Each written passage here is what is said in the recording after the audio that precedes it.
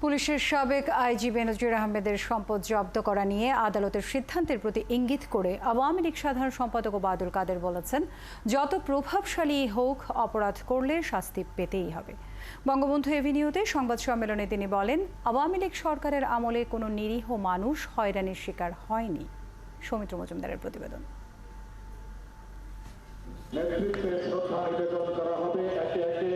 দুঃসময়ের কর্মী নেত্রকোনা ১ আসনের সাবেক সংসদ সদস্য প্রয়াত মানু মজুমদারকে সম্মান জানালো আওয়ামী লীগ।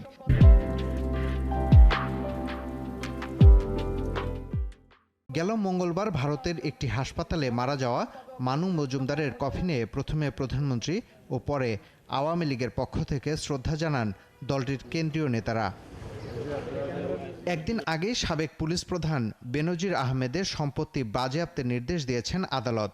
সংবাদ সম্মেলনে ওবায়দুল কাদের বলেন, অপরাধ করলে শাস্তি পেতেই হবে, সরকার কোনো অপরাধীকেই ছাড় দেবে না।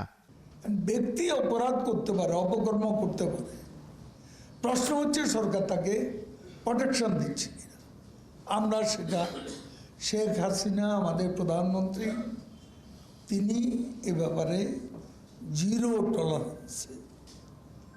কাজেই অপরাধীকে অপরাধী হিসেবে আমরা দেখি, সে যেই যত প্রভাবশালী, অপরাধ করলে শাস্তি তাকে পেতে।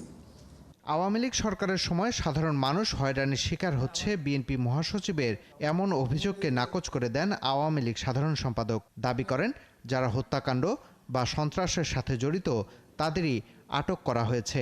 তাদেরকে বিএনপি হিসেবে আটক করা হয়েছে। আটক করা হয়েছে খুনের সঙ্গে, অগ্নি সন্ত্রাস, সন্ত্রাসের সঙ্গে জড়িত থাকার অপরাধ। ওবায়দুল কাদের বলেন, বিএনপি যতই মিথ্যাচার করুক, জনগণের ভোটে জিতে ক্ষমতায় এসেছে আওয়ামী লীগ।